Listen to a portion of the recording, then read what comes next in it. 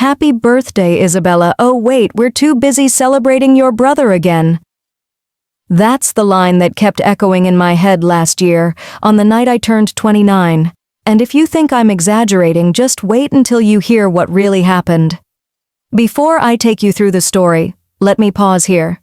If you're watching this, hit that subscribe button. It helps me keep sharing stories like this. And tell me in the comments where you're watching from. I want to know, are you listening to this from New York, Texas, maybe California, or somewhere halfway across the world? All right, let's dive in. I still remember sitting in a crowded Manhattan cafe on my birthday evening. Outside, yellow cabs honked and people hurried through the rain with umbrellas. Inside, I sat by the window with a slice of carrot cake I bought for myself, watching the candle melt down before I even lit it. My phone? Silent. Not a single call, not even a text from the people who were supposed to matter most, my family. Out of habit, I opened social media, and there it was. My entire family gathered in Boston, glasses raised, smiles stretched wide across their faces. But the banner behind my brother Nathan gave me the kind of slap no storm could ever deliver. "Congratulations on your promotion." The comments poured in, my parents leading the chorus. My father bragging about the Carter family legacy, my mother calling Nathan her pride and joy. And me? Not even mentioned. You'd think I'd be numb to it after years of being invisible, right? But that night, something in me shifted. I wasn't just hurt. I was furious. Furious enough to stop swallowing the lies that my birthday just slipped their mind. Furious enough to finally ask, what's the cost of being the forgotten child? That's where my story begins. With a silent phone, a cold slice of cake, and a truth I couldn't ignore anymore. I didn't know it then, but that moment was the crack in the foundation of my family's perfect picture, and once the cracks show, it doesn't take long for the whole thing to break. I wish I could tell you that night in the cafe was the first time my birthday was overshadowed. But the truth? It was only the latest chapter in a pattern that stretched all the way back to childhood. I can still see myself at 11, sitting at a restaurant table with a melting candle stuck in a cupcake. My parents had promised they'd be there. "We'll just stop by Nathan's debate competition. It won't take long." But hours passed. The waiter refilled my soda 3 times, and finally my grandma slid into the booth, out of breath, carrying a gift she had clearly wrapped in the car. "They're so proud of your brother," she explained softly. Proud of him, not me. Transitioning into my teenage years didn't change much. On my 17th birthday, I was shipped off to Grandma's house again. My parents were in New Haven that weekend, touring Yale with Nathan. Dad patted my shoulder before leaving, his words cutting deeper than he realized. "It's his future, Bella."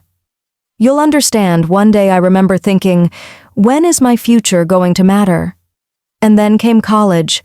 My graduation dinner, supposed to be my night, the culmination of years of hard work, turned into Nathan's engagement party within minutes.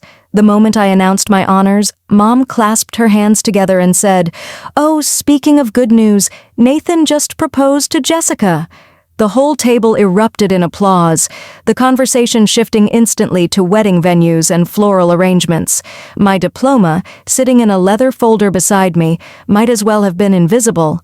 Even in adulthood, the pattern didn't break. Last year, after I pulled off a campaign at work that boosted client revenue by 38%, I told my dad about it over dinner. He glanced at his watch and muttered, "It's just advertising, Bella." Not like Nathan's work in finance. That's the real impact. That night, I drove home gripping the steering wheel so tight, my knuckles turned white. It wasn't just the dismissal, it was the realization that it would never change. No matter what I achieved, Nathan's shadow was where my family insisted I belong. And yet, the breaking point didn't come in those moments. It came later, when I least expected it. I was sitting at my desk, going over campaign data, when my phone buzzed, an email notification. I clicked it casually and then froze. A performance bonus had just landed in my account. $76,000. More money than I'd ever seen in one place, a tangible reward for years of being overlooked. My chest tightened, not with joy but with something sharper. Minutes later, another buzz.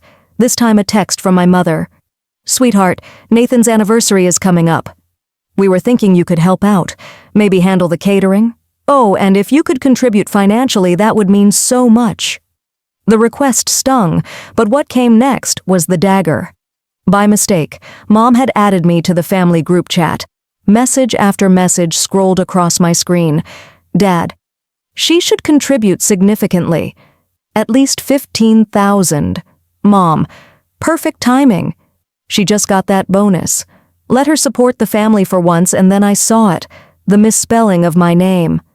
Quinn with one N. My own parents couldn't even bother to spell my name right while discussing how much of my paycheck they could carve out. That's when it hit me like a freight train.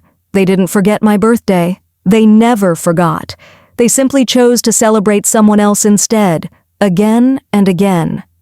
That realization was the turning point, the quote I still hear in my head as if my own voice hardened into steel. I finally understand what matters to this family, and it isn't me. The cafe candle, the childhood cupcake, the empty graduation applause, they all collapsed into one truth. And in that moment, sitting in my office with the Chicago skyline glittering outside, I made a silent promise. This is going to change. Starting now. The days after that revelation blurred together.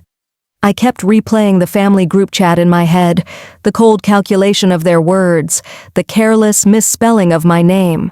But life didn't pause. At work, I wore my usual polished smile, presenting campaigns, closing deals, earning praise from clients. Yet beneath the surface, something had shifted.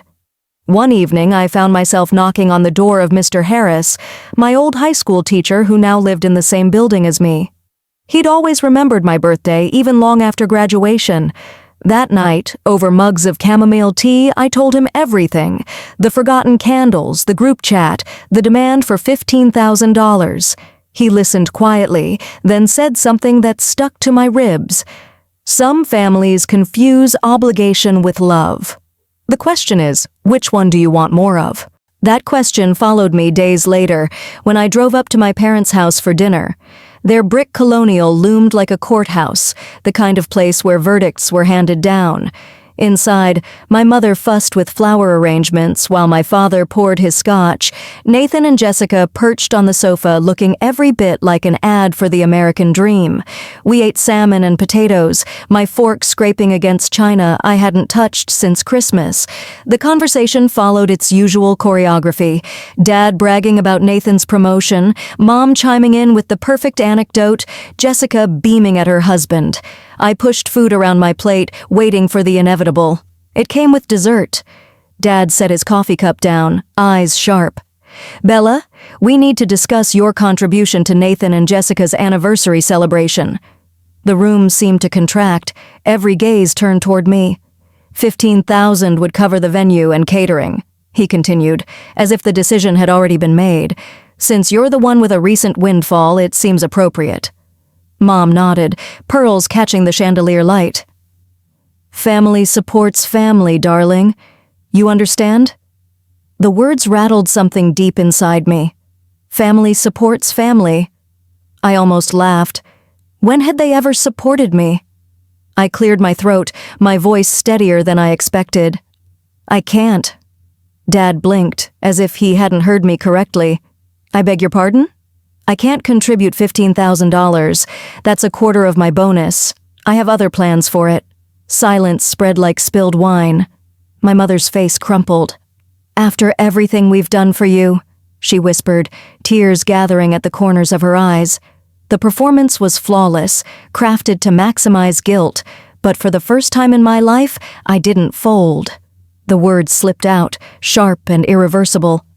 "What exactly have you done for me?" Dad's chair scraped back violently as he stood. "I will not tolerate ingratitude in this house. Your brother is the real achiever in this family. The least you can do is support his success."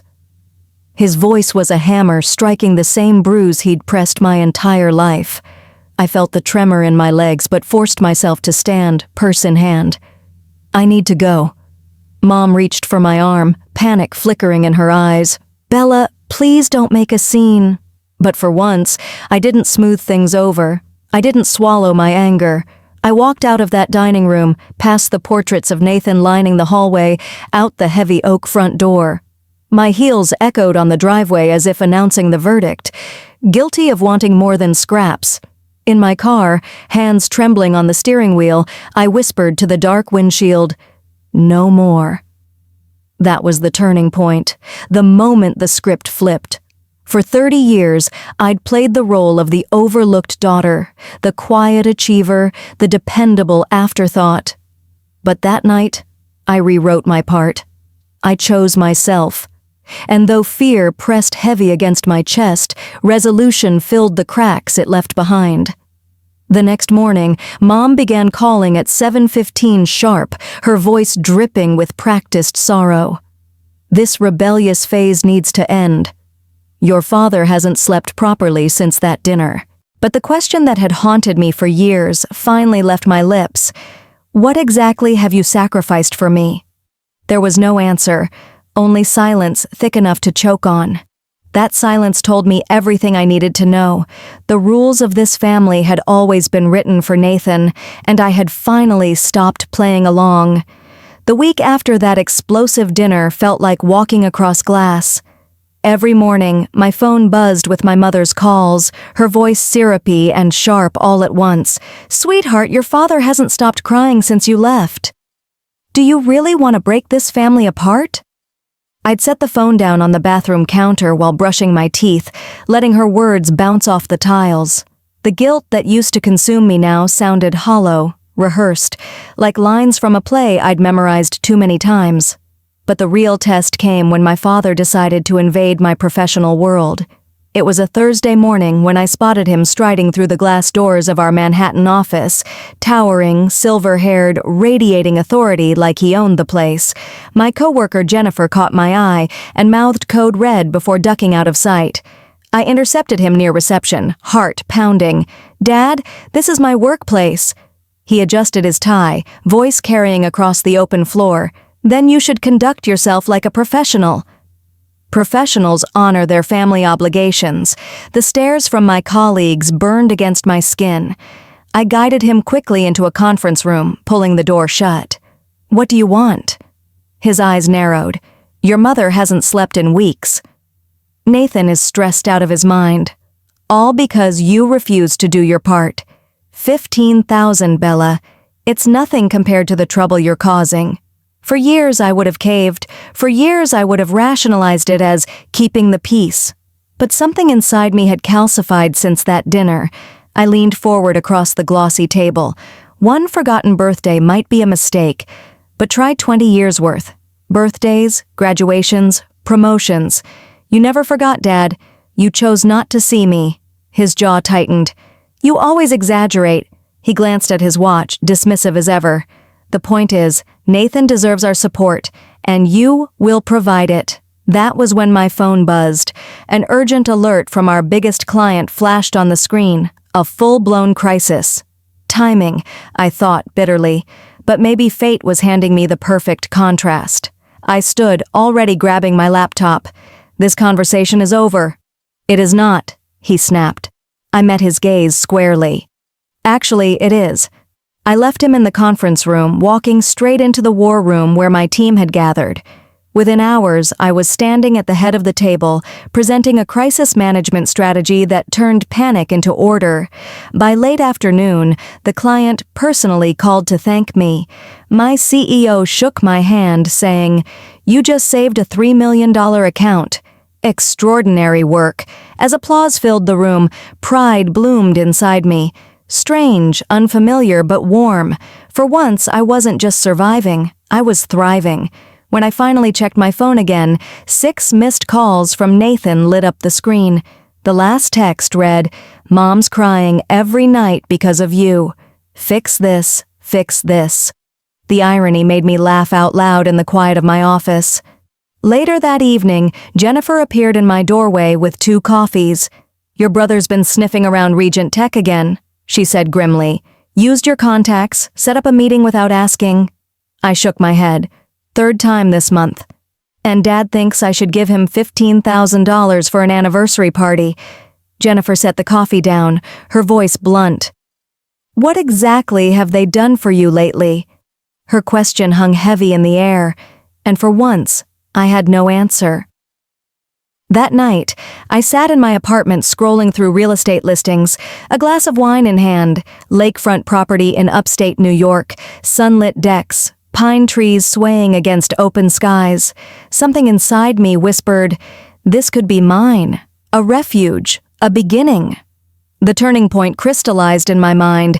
If family only sees me as a wallet, then maybe it's time I invest in myself. And with that thought, I clicked on a listing and scheduled a viewing.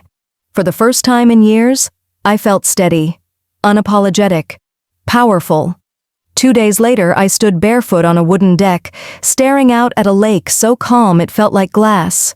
Sunlight danced across the surface, pine trees whispered in the breeze, and for the first time in years, silence didn't feel empty. It felt like possibility.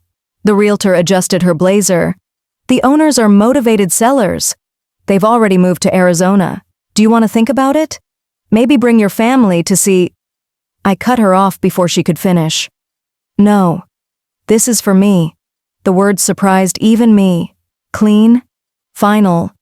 And in that moment, I realized I had crossed a threshold. Within a week, the papers were signed. My performance bonus became the down payment, and the keys slid into my hand.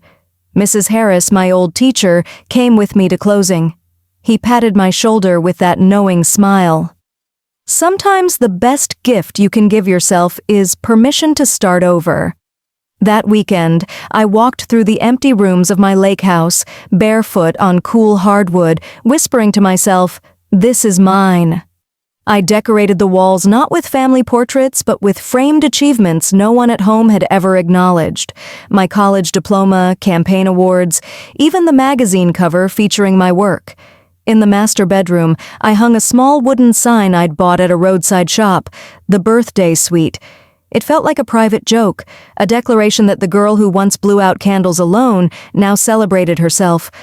The following Sunday, I sent out invitations, not to my parents or Nathan, but to the people who had actually shown up for me. Jennifer brought wine, co-workers carried dishes, and Mr. Harris surprised me with a quilt stitched in blues and greens. Every home needs something made with love, he said as I blinked back tears. We grilled steaks on the deck, laughter echoing across the lake. Someone played music from a portable speaker. For once, I wasn't the invisible one at the table. I was the host, the reason people gathered. Later that night, as the stars reflected on the dark water, I picked up my phone. 17 missed calls, 32 messages from my family. I set it face down and raised my glass to the sky. The turning point was undeniable. I don't need their validation. I finally chose myself. And for the first time in my life, that was enough. A year later, I turned 30. But this time, there was no cold cafe, no silent phone, no candle melting in isolation. My lake house buzzed with laughter. Colleagues filled the deck with glasses of champagne, Jennifer clinking hers against mine. Mr. Harris handed me a book wrapped in plain brown paper. For the woman who finally learned to write her own story, he said warmly. Then came the sound I hadn't expected, the familiar growl of Nathan's BMW pulling into the driveway. The music dimmed as he stepped onto the deck, holding a small, wrapped package. His voice cracked. I didn't want to miss this one. Inside the package was a framed photo of me at 7 years old, laughing on a tire swing. He'd found it buried in our father's storage boxes. Proof you existed, even when no one else noticed, he whispered. Minutes later, my mother appeared too, clutching a single cupcake with one candle. Her smile was hesitant, fragile. Happy birthday, Bella. Carrot cake. You always liked that, didn't you? I stared at the flickering flame, then nodded. Yes, I did. It wasn't forgiveness. Not yet. But it was a start. As the sun set over the lake, I raised my glass to the reflection on the water. The lesson rang clear in my chest. Validation begins within. And sometimes the bravest thing you can do is choose yourself first. And for the first time, I truly celebrated me.